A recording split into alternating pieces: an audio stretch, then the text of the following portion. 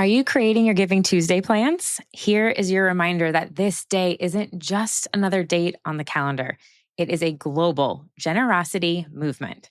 And since it began in 2012 with a simple idea, a day to do good, Giving Tuesday has inspired millions of people around the world to donate, volunteer, and share acts of kindness. In fact, last year alone, more than 36 million people in the US participated, and over 2 million posts used the hashtag Giving Tuesday. This year, it is happening on Tuesday, December 2nd, 2025, and it is your moment to make it your own. So whether that's sharing your campaign, inviting supporters to join your monthly giving program, or simply saying thank you, there are endless ways to show up authentically. So I've even shared some of my favorite creative outside of the box ideas with Giving Tuesday that you will find featured on their website. So head over to givingtuesday.org/participate or click the link in the show notes to get inspired, grab some free resources, and build a plan that feels right for your mission. When your mission is to move people, not just to care, but to act, data and technology are so important. And today's guest has spent over a decade helping nonprofits harness both. I am thrilled to welcome Emma Bloomberg, the founder and CEO of Murmuration, a nonprofit civic tech organization that empowers local changemakers with the data, tools, and strategy to supercharge grassroots organizing. Now, Emma's background spans public policy, philanthropy, and nonprofit leadership, from working in the New York City mayor's office to launching her own foundation. But with Murmuration, she's really zeroed in on this powerful belief. Community-driven civic engagement is how we create real, sustainable change. In this episode, Emma shares how Murmuration helps groups like Memphis Lift, a parent-led organization in Tennessee, using technology to move the needle on local education policy. We'll talk about how nonprofits can leverage civic tech to track progress, mobilize people, and build momentum even when federal solutions seem to be falling short. So if you've ever wondered how to better engage your community, measure your impact, or make organizing more efficient and effective, this episode is a masterclass for you. Let's dive in. This was not just about how to make policy changes in public K-12 education. This was about how to build a truly connected community that would stand up for each other, that would support each other, that would help each other through the ups and downs of each of those individuals. And it was that sort of remembering it's not about the number of doors knocked or the number of events hosted or the number of people who show up on your advocacy day. It is about each of those individuals in that community and what their lived experience is and how the work that this organization is doing is helping to enhance that lived experience, to change that lived experience, and to really create a community in which all of those individuals can thrive. Okay, Emma, I have to dive in because I love nonprofit tech and tools that really help amplify the impact of the incredible missions of everyone that is listening to the show right now. So for people who are deep in the work of community organizing and of advocacy work, can you really explain what Murmuration does and how the platform helps organizations really use data? Because I think sometimes we get data thrown at us, but we don't really know how to interpret it, how to use it to engage supporters, how to really track their progress and build impact. And I guess, who is it for too? Yeah, for sure. So thank you so much for having me. Murmuration is a nonprofit organization that exists to amplify the power of civic engagement through data and digital tools and research-driven insights. And we work with community-focused organizations. So these are mostly grassroots organizations on the ground in neighborhoods all across the United States of America who are working on leveraging civic change as sort of the engine for systems change, by which I mean like all of the different systems that some of us take for granted that are failing any number of people in communities. How do you get people in those communities who are being failed by those systems to take some ownership of that and to try to drive change? And so the way we think about tools and data, it's really focused on helping those organizations better understand their communities and better engage people in those communities. So we bring together voter file data and civic data and custom insights and analytics and all sorts of other information about communities that they can then bring their lens to, which is they're actually in the communities, but that can help them to think about, all right, who in their community is most likely to care about that issue? So if they're going to go knock doors, right? How can they be more efficient in which doors they knock? And then over time, how can they track those conversations so that you're not starting from scratch? Oh, wait, today we need 50 people to show up. Let's just go knock 50 random doors, or let's go into our database and see, of the thousands of people we've spoken to, or hundreds, depending on the size, but of all of the people that we've spoken to over time, who do we think is most likely to be able to show up on a Saturday about this issue to help us to show how much this matters to the community, right? So there's sort of this day in and day out of community organizing, the door knocks, the emails, the forms for events, the texts, all of that sort of nitty gritty stuff that goes into building contacts. And then the tracking of those relationships, knowing if you walk in to, our organization, that you've been there 3 times, that we've had conversations about public K-12 education, or about the environmental impact of a petrochemical plant, or about democracy. What are the things that have been top of mind for you? So we're not starting from scratch and saying, wait, remind me who you are and why you're here and why you care, right? And also for lots of these organizations, they're volunteer driven. So who you're talking to when you walk in January might be totally different from who you're talking to in June. And so how the organization can be thinking about that continuity for the people who are showing up and the volunteers who are doing the work are sort of able to manage that in a way that puts the people in community at the center. Amazing. When I founded the organization, we were working just with organizations in public K-12. That was my background. And so that was sort of the issue that brought us to the table.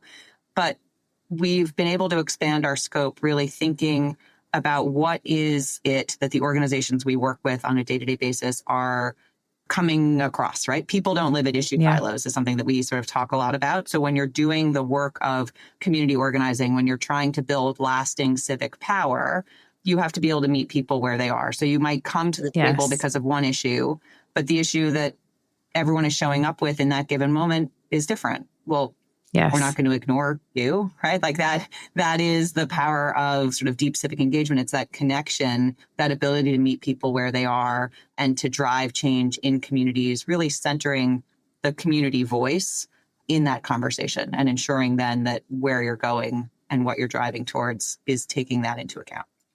Oh my goodness. I have somebody that I want to connect you with immediately that I'm thinking about, a nonprofit that I've worked with. Emily, if you're listening, it's you at Politicist. Fantastic. Their core is really driving civic engagement and empowering parents to be able to use their voices and go and vote, and they provide childcare. Full circle, I think you guys would get along great. Couple of questions as you were talking about the platform. So if I'm understanding it correctly, it can be owned data, plus you already have community civic data that is in the platform that you're able to essentially have filters and look at your community lens. Is that right? Yes. Yeah. So our core platform offering is something called Organizer, and that is the tools that you need to do community engagement. So that is, think civic engagement CRM, how you actually keep track of and then take all the actions. That sits on top of Atlas by Murmuration, which is our core data asset, and that pulls voter file data, civic data, analytics that we build, and similar, and then also your data. So as you as an organization are having conversations, you can keep track of it there in your instance of Organizer. So that's just sort of for you. You can layer that in, and that helps you to create a richer picture of your community. Okay. I love examples and case studies, and you have a few on your site. There was one about Memphis Lift that maybe you can share about. So I love when you can see kind of the civic engagement in action and a very real world example. So this is a parent-led grassroots group in Tennessee. How did they utilize the platform and what did it lead to? Yeah. So I met Miss Sarah Carpenter, who runs the Memphis Lift, back in, it's got to be around 2015. That's when they were founded, and that's when Murmuration was founded. They were one of the first organizations we worked with. It might have been 2016. Give us a little bit of time, but happy 10 years. Thank you. Thank you. Yeah. But they were totally organically sort of grown out of the community in Memphis, a group of parents who were apoplectic about the utter failure of their public K-12 system to serve their kids. Right? And when I first met Miss Sarah, they had all of the heart, all of the love, all of the passion, and stacks of yellow legal pads that were the notes from all the conversations they were having with the people in their community. And I was trying to explain why I thought data and tools could help with their work. And there was some initial hesitation. And when I pointed to those stacks of yellow legal pads, I said, look, that is incredible. That is an insane amount of information about your community. All of those people want to contribute. Yes. How, when you need 10 of them to show up tomorrow, are you going to find it in those yellow legal pads, right? How are you going to think about moving individuals who were willing to have that first conversation up a ladder of engagement? How are you going to build that core? How are you going to expand? This reminds me, do you ever watch the movie Aaron Brockovich? Yes. Yeah. This is literally what's bringing me back to. Yes. So they were trying to scale their impact and they just didn't have the infrastructure to do that. And that's where we came in. It was to provide them with the infrastructure. One of the things that I credit Miss Sarah with so much is, and I'm so grateful that she was one of our very first partners. In that initial conversation, one of the other pieces I was talking about was the ability to measure impact and start to think about the number of conversations you're having, where you're building that kind of power, how you're starting to connect more with your local electeds, who's showing up on multiple occasions, moving them up the ladders of engagement and similar. And she said, but Emma, the most important thing for me is how am I going to measure the love? And I had this moment of, I have no idea, right? Tools and data aren't designed for that. We're not going to be able to measure the love. What are you talking about? And then when I got to know her more, when I got to know the work that they were doing and got to really understand this was not just about how to make policy changes in public K-12 education. This was about how to build a truly connected community that would stand up for each other, that would support each other, that would help each other through the ups and downs of each of those individuals. And it was that sort of remembering it's not about the number of doors knocked or the number of events hosted or the number of people who show up on your advocacy day. It is about each of those individuals in that community and what their lived experience is and how the work that this organization is doing is helping to enhance that lived experience, to change that lived experience, and to really create a community in which all of those individuals can thrive. And so that lesson from those early days of Murmuration is so core to who we are, how we approach our work, how we think about the organizations we work with. We talk about the organizations that take our tools and data to drive impact, not as our clients, but as our partners. We talk about serving them because it is not just about getting tools and data in their hands. It's about helping them to then implement with those tools and data against their strategy to drive impact in their communities. So now Memphis Lift is 10 years old, as is Murmuration. I was just in Memphis a couple of weeks ago.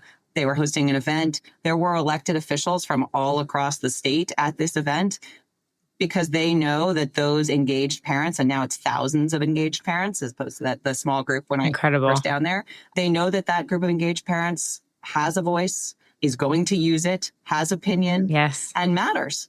And they always mattered, but no one was paying attention. And that's where I think tools and data can really help to come in and help. It's not about unlocking power. It's about showing everyone else that the power is actually there, helping amplify that power so that they can affect change. Yes. And what inspired you originally with the K-12 focus? What was usually when we're creating these life-changing tools, there's something substantial that happens to us that obviously wanted you to create this. What was that moment for you? Yeah, I'll go way back. I first got involved in public K-12 because I was raised to believe in a meritocracy, really. I was raised to believe that as long as I worked really hard, I could accomplish anything. And I had the benefit of a really wonderful education. And so in many cases, that was part of what opened those doors. And I grew up in a city in which the zip code you live in very much determined whether or not you had access to high quality education. And the more time I started spending in neighborhoods outside the one that I grew up in, the more I saw that opportunity was just being denied children from the beginning because they didn't have that access to education. They didn't have that ability to live up to their full potential, right? So Yeah. I spent 7 years at the Robin Hood Foundation, which is an organization here in New York that is working on poverty alleviation, and about 50% of their budget time was going into public K-12 as sort of the number one lever for breaking generational poverty, that cycle of generational poverty, helping individuals to then be able to step outside of that and to chart a new path. And what I saw, there were two things that led me to then go found Murmuration. The first was we were really focused on people who were in crisis. And that work has to happen, right? This is one of the most important tasks for philanthropy, is finding people in crisis and helping them, right? And we were able to do that really well at Robin Hood. And there were always going to be people in crisis unless systems changed. That's right. That's right. And so then I started looking at, okay, what does it take to get sustainable systems change? And there was lots of great work being done top down without any real sense of what was the demand from parents, what did they actually want, and how to have them be part of the process so that that systemic change could be sustainable, right? There's a reason that we see elected officials come in, implement a policy agenda, and then 4 years later, the next one comes in and implements a different policy agenda. And right. People want to build on wins, right? You would not undo the last person's policy agenda if everyone was really excited about it and into it and you had the opportunity. So if you can start to connect that policy change with the demand side, with what do people actually want in community, you create demand for that policy change that allows it to be more sustainable over time. That then, this is my very long-winded answer, got me into working with organizations who were thinking about that kind of systems change. And that's when I saw that they didn't have access to tools and data. And that felt like a gap that I could come in and fill. Oh my gosh, my mind is spinning with all the organizations that I think should be using this tool. Please. Send them our way. Again, we're a nonprofit. We want to work with any organization who can truly drive greater impact using our tools and data. So, which I guess is a good point. And you kind of started with the Lift program. Is there an organization that's too small? I don't think there's an organization that's too small.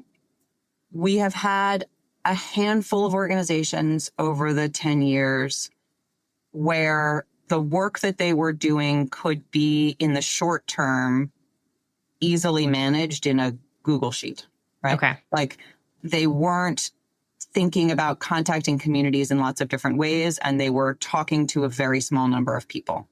And in those cases, we had conversations that said, look, if you want to grow this, we can provide you with the tools and data that will make that possible. But for today, if you're really just focused on that core 50 supporters, this is overbuilt for you, right? What we've built is overbuilt for you. But for the most part, I would say it's not about the size of the organization. This is where, I'll call on philanthropists a little bit in the hope that some of them are listening to this podcast. All organizations, regardless of size, need some kind of investment in infrastructure for doing their work. Ooh, and that is... Say that louder to those in the back. And so no matter how small the organization is, they need some ability to manage data, to think about tools, and to think about what does it take to have impact year over year over year. And too often, that's the part of their work that gets underfunded. And so that's the part that goes. And that's really how you can drive that long-term sustainable change. So as a nonprofit, again, we don't just put our tools and data into the hands of organizations. We provide supports to actually help you to use them. Our ability to scale those supports depends on our generous donors, and we can always use more of them. And those organizations need to know that their funders are going to invest in them having that same capacity on the other side. Yes. So I run a monthly giving mastermind program, and recently it's a 4-month program. We work on the tech, we optimize the donation experience, we build the landing page, we work on launch strategy, everything. And one of the organizations said, we got this funded by a funder, by a grant. They were excited to invest in the sustainability of our mission. And I was like, wow, that's refreshing to know that exists. Because if it's always on the program, they're like, but we need so much to be able to grow the program. And if we can't get the funds to invest in all of those things, it again kind of is talking about that cycle you were mentioning. And there are so many things going on in the United States right now. and a lot of unrest, specifically in our sector on the federal level. How do you really see technology being able to help nonprofits really reclaim that power at the ever so important grassroots area? Yeah. To me, when I think of this moment in time, I am grounded in my belief in local, right? I think there is, as you pointed out, maybe the word is chaos, maybe the word is dysfunction, whatever it is, it's not productive, right? That is happening in Right. terms of the conversation at a national level. And I think when anyone gets engaged at that national level conversation, it's very easy to just focus on the lines of difference. When you get down into your community, when you're talking to your neighbor or the person who lives down the street Yeah. from you, it is much easier to put aside the difference and find the common ground because you're physically standing on the same street, right? Right. And so to me, I really think about local as that heartbeat of democracy, as the place where people can feel that they can have the most impact. They can see that impact, whether that's in grassroots work, volunteer work, supporting local elections. You can have this actual tangible sense that your engagement matters as in having and is having an impact. It is really hard to find that at a national level. And so for me, local is what kind of cuts through the noise. I also think, I'm a believer in a truly participatory democracy, right? And civic engagement is a huge piece of that. Local civic engagement is a place where everyone can show up, right? Yes. And so helping to build that more resilient and more representative democracy by getting more people engaged at a local level in what I call civic engagement, which is everything from local elections all the way to volunteering or just picking up trash on your street or being a good neighbor, right? All of that, Yes. the civic engagement, it's being part of community. And that to me is how we can start to cut through some of the dysfunction and some of the vitriol and the polarization that we see when we focus just at a national level. Amazing. I love how you kind of analyze that and interpret what's happening. And I think it's also probably been really interesting to sit and the back end and in the fore end too, working with these organizations in the platform on advocacy and community. Have there been certain trends or things that you've seen that have worked really well in the past decade, or how things maybe have been shifting when it comes to that intersection of organizing and advocacy? I think what's been heartening, given focus of my work, is how much over the last decade we've seen more and more organizations really embracing this idea of using data to try to understand their community more broadly and to be able to be a little bit more targeted in terms of how they think about engaging with their community. Also, in terms of not just going with their gut on what matters, but actually gathering information from the community about what the priorities are, where people are really feeling a pinch, and how to use that to bring people together. I think the other thing that we've seen is an increase in the use of digital for communicating with people, right? In 2020, Absolutely. during COVID, pre-COVID, most of our partners were focused on door knocks. It was the one way that they truly kept in touch with their community, that physical person-to-person conversation. And all of a sudden, we were getting calls from organizations saying, we can't do our work, right? We're used to everything being in person. What does it look like for us to stay engaged? Now that the world has opened back up, door knocking is still hugely important. And I still prioritize over everything person to person conversation, right? Like that is truly how you can get to know someone, understand someone, trust someone.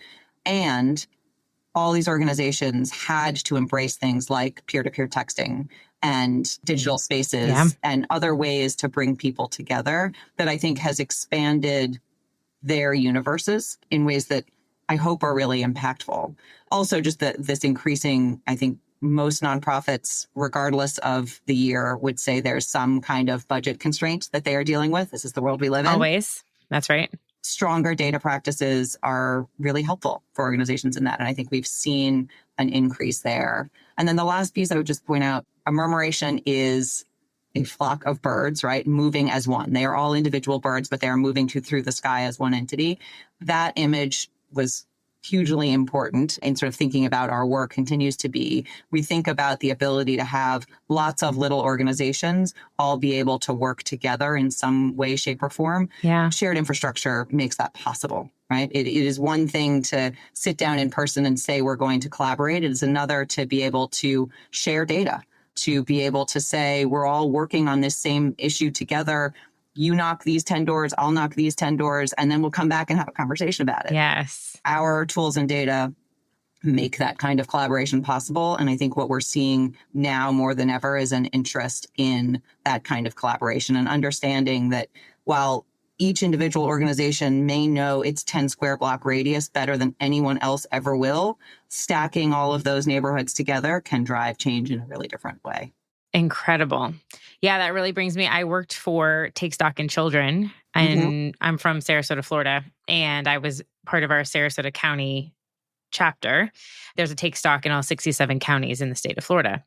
And what an interesting idea if we were all able to more openly share and talk. It was so kind of like secluded. We were sometimes come together for like a state conference. But to your point about you were all going in that case towards what you're talking about of getting students out of the risk, getting them a good education, going to college the next step, getting them outside that cycle of poverty.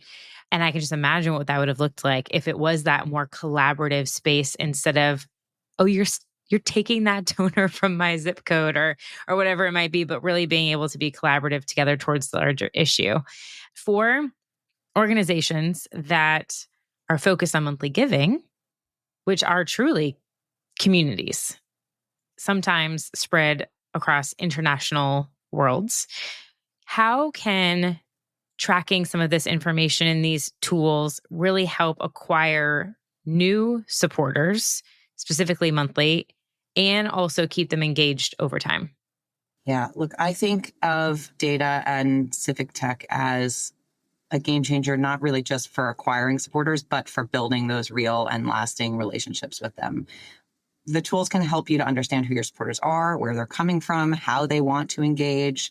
And that means you can tailor your outreach, not send everyone the same message, right? For you, when you're talking about international work in particular, I would imagine one message doesn't work for everybody. Certainly doesn't work here in the United States, neighborhood to neighborhood even, right? So yes, how you can find ways to communicate in ways that can feel truly personal and truly relevant and remind them that each of your supporters is actually an individual who is contributing in some way and who matters to the mission and who matters to your ability to drive impact. I think too often people can start to feel like they're just part of a group, and that anonymity can decrease their willingness to participate. Transformational, not transactional, always. Exactly. I think the other piece I would just say is good data tracking helps you to spot patterns and act on them, right? You can see person A takes an action. Why? What led that person to do it? Maybe they're just exceptional, but chances are there's lessons learned in watching how engaged that person gets that you can then take to starting to build and sort of create pathways for more people to step up in that same way. Beautiful. I mean, my role and what I love to do is highlight amazing platforms like this, tech that's really going to bring the data to the forefront, but then also make it usable. That's the big part. You need to use it and be able to understand it. If someone's sitting here like on the edge of their seat, yes, I want to learn more. I want to be able to check out the platform. What's the best way for them to do that? Yeah, for sure. Look, Murmuration wants to be the go-to source for data and tools and insights for as many mission-aligned community organizations as possible. So with that as my lead-in, if you know any organization who could benefit from access to data and tools, you can visit our website, which is murmuration.org, request a demo, say hello. You can contact all of us through that.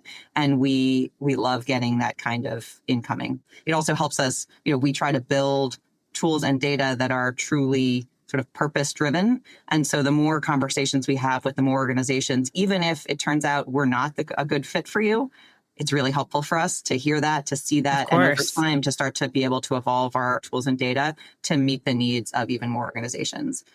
The other piece I would just say is we started something about 6 months ago called Civic Pulse, where we're trying to think about polling and public opinion research in a much more empathetic and individualized way, So this is our ongoing tracking poll where we are asking open-ended questions of 500 people every single day.